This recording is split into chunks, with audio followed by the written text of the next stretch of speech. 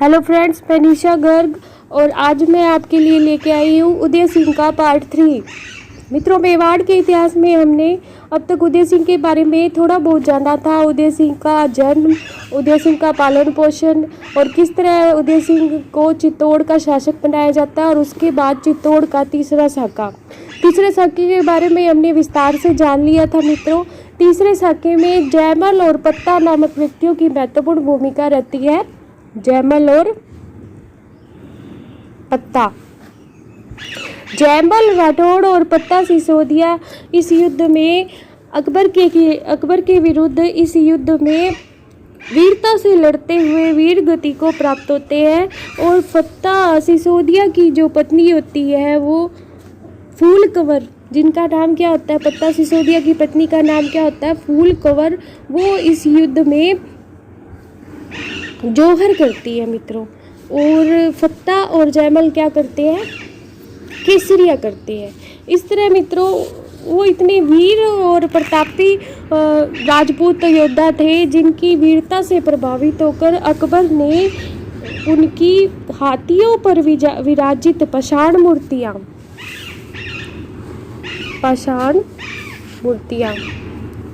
किसकी मूर्तियाँ, जयमल और पत्ता की पाषाण मूर्तियाँ जो है वो अकबर ने आगरे के किले के द्वार पर लगाई, जिसे क्या मित्रों औरंगजेब ने बाद में नष्ट करवा दिया था। और ये जो मूर्तियाँ थी ये किस पर, पाषाण की बनी हुई थी, और जयमल और पत्ता इसमें हाथियों पर विराजित थे।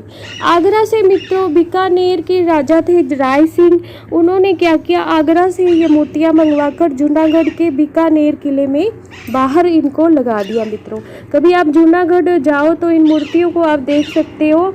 मूर्तियों को जूनागढ़ किले में बाहर, जैसे मेन गेट जो था उसका, वहाँ पर लगवा दिया। प्रवेश द्वार मूर्तियों को मंगाकर जूनागढ़ किले के प्रवेश द्वार पर, जूनागढ़ के प्रवेश द्वार पर। तो मित्रों ये किसने लगाया, ये वहाँ के जो बीकानेर के शासक थे जिनका नाम क्या था, राय सिंह। और औरंगजेब ने क्या किया था, उसने आगरे के किले से इनको हटवा दिया था। मित्रों, नष्ट करवा दिया था। इस युद्ध के बाद ही अकबर ने फतेह-ए-नामा जारी किया। फतेह-ए-नामा ये इसने अकबर ने जारी किया। इसके बाद क्या देखते हैं मित्रों कि इस युद्ध के बाद क्या होता है, अकबर मेवाड़ से होता हुआ वापस दिल्ली जब लौट रहा होता है तो रास्ते में पिंडली नामक एक जगह होती है। मित्रों, पिंडली ये जगह कहाँ पे है मित्रों, ये चित्तौड़ के पास ही है, एक गांव है। पिंडली नामक जगह में 1568 की बात है मित्रों, जिस वक्त ये मेवाड़ का तीसरा साका होता है। 1568 में जब वो लौट रहा होता है दिल्ली, चित्तौड़ से दिल्ली लौट रहा होता है, तब क्या होता है, उदय सिंह की सेना जो है वो अकबर पर आक्रमण करती है। ये आक्रमण कोई सफल नहीं रहता मित्रों, कोई इसका परिणाम नहीं निकलता, और इस युद्ध को मित्रों पिंडोली का युद्ध कहा जाता है। क्या कहा जाता है, पिंडोली का युद्ध कहा जाता है। इसके बाद की जो कहानी है उससे क्या होता है कि मित्रों चित्तौड़ के दुर्ग को हारने के बाद, इसमें उदय सिंह की विजय नहीं होती, उदय सिंह हार जाते हैं और चित्तौड़ का जो दुर्ग है वो अकबर के हाथ में चला जाता है। और फिर क्या होता है, इस मतलब घटना का उन्हें बहुत दुख होता है और उन्हें एक तरह से एक सदमा सा लग जाता है। मित्रों, इसके बाद वो ज़्यादा दिन तक जीवित नहीं रहते उदय सिंह, और उदय सिंह की गोगुंदा में रहते हुए ही 28 फरवरी, इस वक्त इनका निवास स्थान कहाँ होता है, गोगुंदा में। 28 फरवरी 1572 को होली के दिन, होली होती है, इस दिन होली का त्यौहार होता है, होली के दिन इनकी मृत्यु हो जाती है। और मित्रों इनकी उदय सिंह की छतरी कहाँ पे बनी हुई है, गोगुंदा में बनी हुई है, जहाँ ये रह रहे थे अभी तक, गोगुंदा में ही इनकी छतरी है उदय सिंह की। तो यहाँ पर जो उदय सिंह की कहानी है वो मित्रों समाप्त हो जाती है। इसके बाद हम जानते हैं कि फिर मेवाड़ के इतिहास में क्या होता है। इसके बाद एक बहुत ही अच्छे इतिहासकार हुए हैं जिन्होंने राजस्थान का इतिहास लिखा है और जिनको हम राजस्थान के इतिहास के पिता कहते हैं, कर्नल जेम्स टोड। इनको क्या कहा जाता है? राजस्थान के इतिहास के पिता।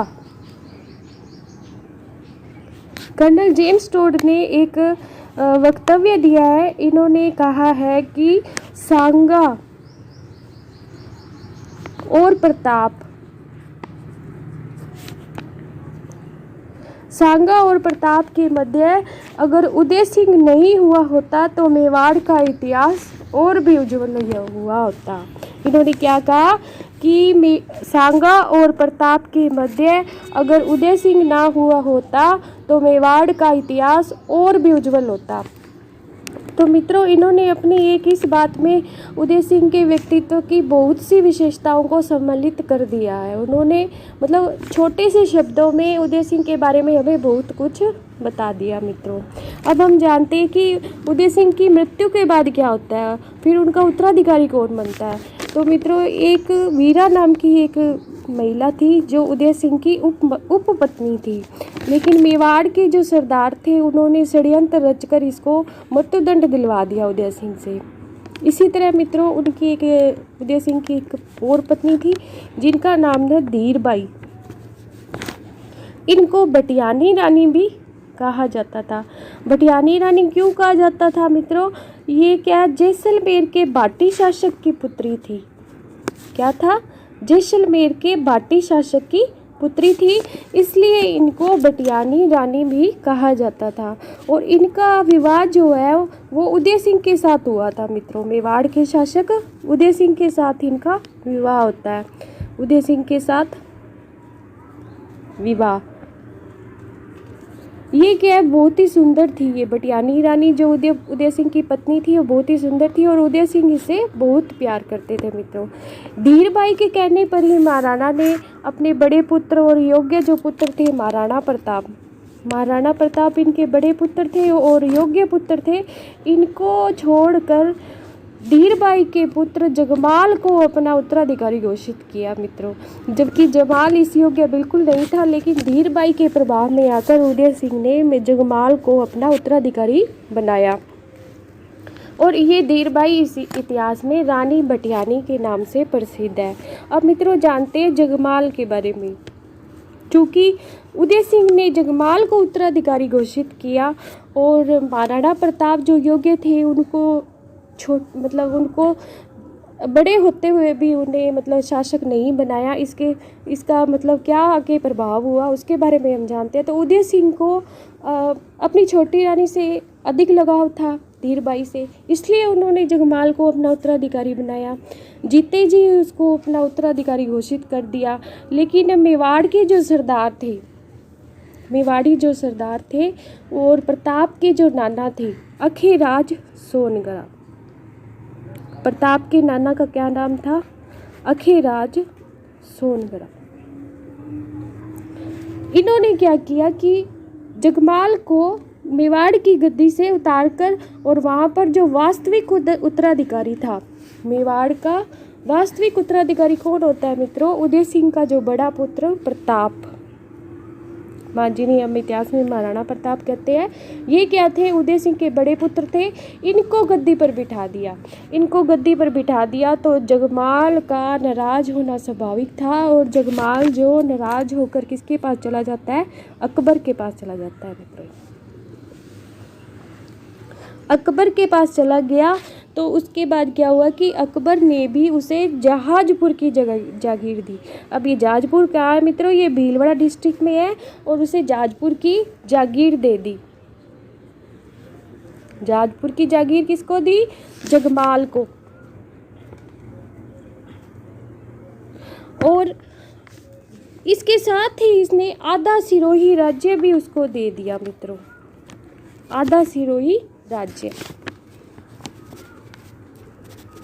आधा सिरोही राज्य। अब ये जो आधा सिरोही राज्य था ये पहले देवड़ा सुल्तान के अधीन था। किसके अधीन था? देवड़ा सुल्तान के अधीन था।